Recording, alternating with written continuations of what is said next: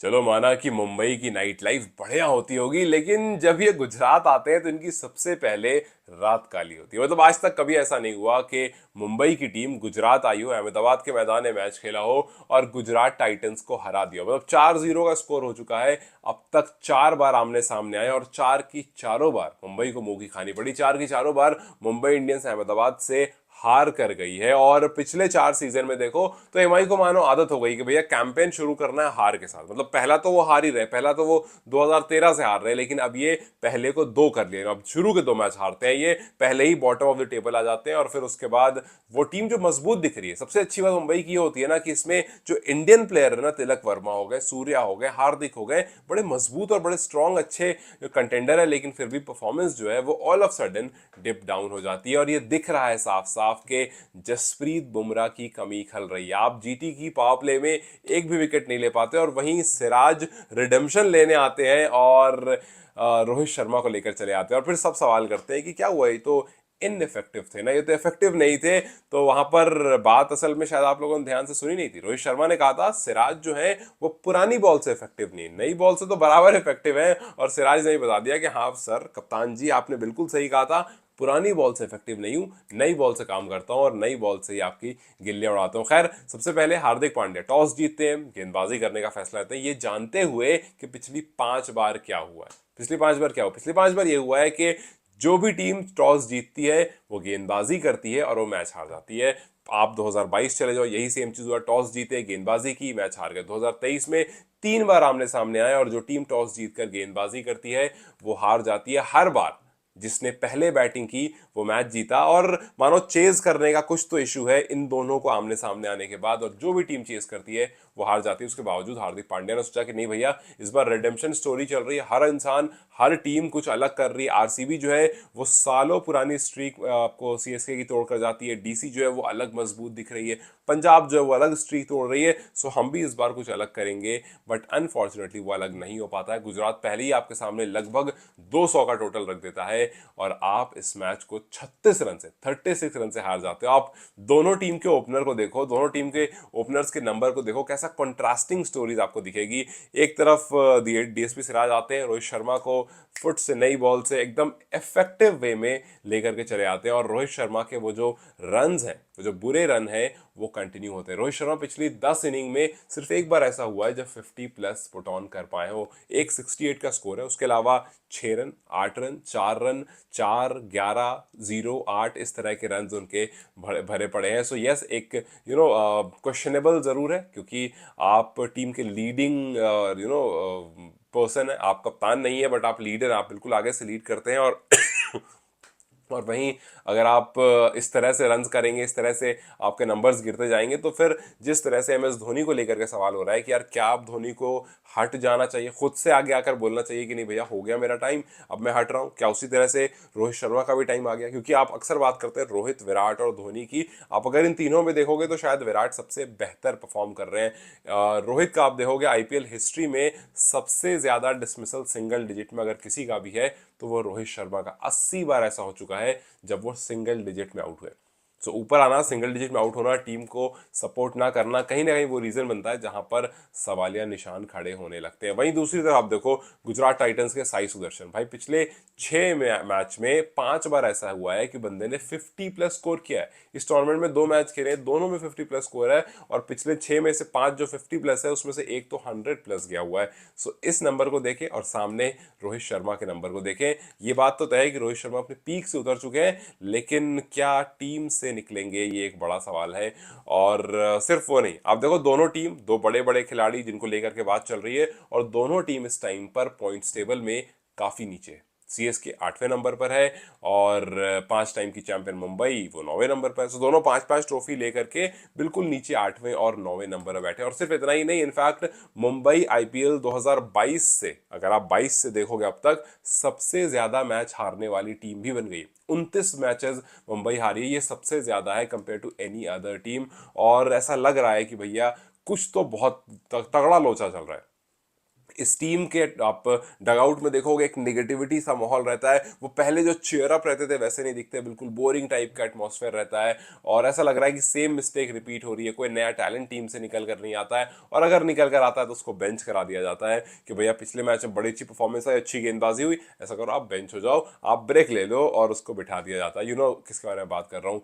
और फिर उसके बाद निकल कर बात आती है कि हाँ भैया बुमराह को टीम मिस कर रही है क्योंकि गुजरात टाइटंस पावर प्ले में 66 रन जड़ देती है और आप एक भी विकेट नहीं ले पाते हो। बुमराह होते तो शायद आप विकेट ले लेते, या फिर बुमराह होते तो शायद लास्ट में जो रन पड़ रहे थे वो थोड़े रुक जाते। अच्छी बात ये रही कि हार्दिक पांड्या ने साफ साफ आकर कहा कि बैट्समैन को स्टेप अप करने की जरूरत है, batsman needs to come to the party. अब वहां बैट्समैन में कौन सबसे बड़ा नाम है, वो नाम है रोहित शर्मा। उन्होंने रोहित शर्मा नहीं बोला, बट उन्होंने बैट्समैन बोला कि बैट्समैन को कंट्रीब्यूट करने की जरूरत है। बैट्समैन से टॉप ऑर्डर बैट्समैन साफ साफ कहा जा रहा था। और फिर उसका देखो आप, मतलब ऐसे मैचेस में जहां पर तिलक वर्मा आप काफी भरोसा करते हो वो रन और बॉल स्कोर करे, आप सोचो बंदा कितना कंफ्यूज और प्रेशर में है कि उन मैचेस में जहां पर आपको वो अच्छा स्कोर करके देता है वो खुद रन और बॉल कर रहा है और आप उससे क्या सवाल करोगे। स्काई ने और तिलक ने दो ही ने स्कोर करे, तीसरा किसी इसको स्कोर करने वाला है ही नहीं, आप सवाल ही किससे क्या करोगे। वहीं आप देखो गुजरात टाइटंस की तरफ 63 रन साई सुदर्शन जड़ते हैं, 38 रन शुभमन गिल जड़ते हैं। वहीं पर वो मैच को एक अच्छे मोड़ पर टच कर देते हैं कि भैया आप आगे आने वाले जो हो वो कहा। हालांकि गुजरात टाइटंस का जो मिडिल ऑर्डर है वो थोड़ा सा दब गया, वरना अगर वो थोड़ा सा उठा रहता तो और शायद स्कोर जो है वो 20-25 रन और ज्यादा जा सकता था। लेकिन शुभमन गिल जो कि अच्छे दिख रहे थे उनको हार्दिक में एक बार फिर से आउट कर दिया। फिर से इसलिए कह रहा हूं क्योंकि हार्दिक और शुभमन के अगर आप नंबर्स देखोगे वो बहुत जबरदस्त हैं। 2-2.5 का एवरेज है हार्दिक पांड्या की गेंदबाजी पर शुभमन गिल का। शुभमन गिल ने 5 इनिंग में हार्दिक की बॉलें खेली जिसमें सिर्फ और सिर्फ 11 रन बना पाए हैं 18 बॉलों में और 4 बार आउट होकर गए। ये नंबर काफी हैरान करने वाले हैं कि हार्दिक पांड्या ऑलमोस्ट हर बार आकर के शुभमन गिल को लेकर चले आते हैं, उसी तरह से जिस तरह से जॉस बटलर को मुजीब लेकर चला। मुजीब ने 5 बार गेंदबाजी की और 3 बार बटलर को आउट किया, लेकिन फिर भी बटलर का एवरेज 20 का है, वहां तो 2.5-3 का एवरेज है पांड्या और शुभमन गिल का। उसी के साथ साथ शाहरुख खान को परफॉर्म करने की जरूरत है। गुजरात टाइटंस ठीक है इस मैच को आप जीत गए, लेकिन आपका मिडिल ऑर्डर अभी भी उभरना निकलना और परफॉर्म करना रह रहा है। आप सोचो कि वहीं दूसरी तरफ मुंबई की तरफ देखो, मुंबई आज प्रसिद्ध कृष्णा को नहीं खेल पा रही थी। प्रसिद्ध कृष्णा, नो डिसरिस्पेक्ट टू प्रसिद्ध कृष्णा, लेकिन आप सोचो आपके वर्ल्ड क्लास बैटर्स, आपके बेस्ट बैटर्स जो है वो प्रसिद्ध कृष्णा को नहीं खेल पा रहे थे। वो सिराज तो obviously is a very good bowler, लेकिन आप उसकी बॉल आप समझ नहीं पा रहे थे। सिराज तो आपके दोनों ओपनर्स को लेकर चला गया, तो कहीं ना कहीं देयर इज समथिंग मिसिंग जो पिछले सीजन भी दिख रहा था। जो इस सीजन और पिछले सीजन फर्क सिर्फ ये है कि जो टीम में हार्दिक से फ्यूड हो गया था वो वापस से नॉर्मल हो गया है और वो फ्यूड खत्म हो गया है। ऑडियंस और हार्दिक के बीच में वो बूइंग खत्म हो गई है, लेकिन जो परफॉर्मेंस वाइज है वो अभी भी वहीं का वहीं है। सो प्रसिद्ध Krishna 4 over 18 run 2 wicket Mumbai को नहीं खड़ा होने देते हैं। और राशिद खान, आप सोचो कि शुभमन गिल की कप्तानी की यहाँ पर तारीफ करनी पड़ेगी कि राशिद खान जैसे गेंदबाज को, जो आपका प्रीमियम बॉलर है, आपने उसका कोटा भी पूरा नहीं कराया, ये बताते हुए भैया हमें जरूरत नहीं है, हमारा मेन बॉलर जो है वो ही बचा हुआ है, बिना उसके कोटा कंप्लीट किए हुए भी आपकी टीम जो है वो कुछ नहीं कर पाएगी। आप सोचो 2 ओवर में सिर्फ 10 रन दिए थे राशिद ने, फिर भी सामने से शुभमन ने सोचा कि नहीं कोई जरूरत नहीं, अभी ऐसे ही चलने देते हैं, जरूरत होगी तो राशिद को लाएंगे, वरना कोई बात नहीं। आप नहीं लाते हो और उसके बावजूद आप इस मैच को कॉम्प्रिहेंसिवली जीत जाते हो। सो जो लोग शुभमन गिल की कप्तानी को लेकर कंफ्यूज हो रहे थे, शुभमन कहीं ना कहीं इससे अपने अपनी कप्तानी का भी एग्जाम्पल देते हैं कि भैया जहां पर जिसकी जरूरत होगी वहां पर उसको यूज किया जाएगा और फिर टीम को भी अच्छी सिचुएशन में लेकर आया जाएगा। आप देखो एक बार मुंबई की टीम की तरफ कितनी सही टीम है बट स्टिल परफॉर्मेंस नहीं आ रही। रोहित शर्मा, रैन रिकल्टन, तिलक वर्मा है, सूर्य कुमार यादव है, रॉबिन मिन्स अभी तक परफॉर्म नहीं कर पाए, हार्दिक पांड्या है, नमन धीर है, मिचेल सैंटनर है, यहां तक तो बैटिंग है, सैंटनर तक बल्लेबाजी है और सारे बड़े नाम है। रॉबिन मिन्स को हटा दो, सारे बड़े नाम हैं, लेकिन उसके बावजूद परफॉर्मेंस बिल्कुल भी नहीं आ रही है। सीएसके अगर आप देखते हो ना, सीएसके इस बार टीम कमजोर लग रही है, फॉर्मेशन कमजोर लग रहा है, कोई भी पावरफुल अटैकिंग बैटर नहीं दिख रहा आपको टी20 का।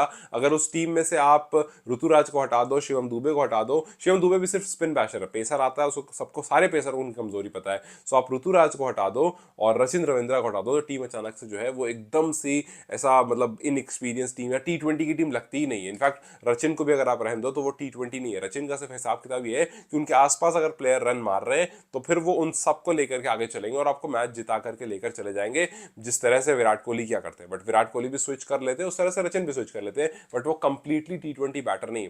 और सबसे बड़ी कमी जो इस टाइम पर चेन्नई के साथ है वो ये है कि कोई भी अटैकिंग बैटर वैसा नहीं है। अब एम एस धोनी अटैकिंग है नहीं, एम एस धोनी सिर्फ अब टीम में ब्रांडिंग के लिए और प्रमोशन के लिए रह गए, सिर्फ टीम में एडवर्टाइजिंग के लिए रह गए और अपने फैंस के लिए और फ्रेंचाइज के लिए रह गए, लेकिन एज अ फिनिशर टीम में कुछ भी नहीं है। सो सीएसके की बहुत सारी कमजोरियां हैं, लेकिन यहाँ पर उतनी कमजोरियां नहीं। यहाँ पर हार्दिक भी हैं, यहाँ पर सूर्या भी हैं, यहाँ पर नमन धीर भी हैं, यहाँ पर सैंडलर भी थोड़ा बहुत बैट चला देंगे और ऊपर से जो है महान बल्लेबाज आ रहे हैं। सो एमआई के पास सब कुछ है, बट शायद रिजल्ट उनके अगेंस्ट इसलिए जा रहा है क्योंकि टीम में वो बात नहीं है जो पहले हुआ करती थी। और अब देखना ही है कि क्या सीएसके एमआई ये जो 5 टाइम विनिंग टीम्स हैं क्या ये टेबल में ऊपर जाएगी, या फिर जो टीम पिछले सीजन्स में नीचे रहा करती थी अपने गलतियों पर काम करके इस बार टॉप 4 में एंड करेगी। और ये जो बड़ी टीम है, सीनियर टीम है, एक्सपीरियंस टीम है, चैंपियन टीम्स हैं, ये एक बार फिर से बॉटम में फिनिश करेगी। What do think, do let me comment section. और आपको क्या लगता है मुंबई चेन्नई कहां पर गलती कर रहा है जिस वजह से they are just going back and back? Do let me comment section. Till then, you guys take care. I'll see you very soon. Bye bye.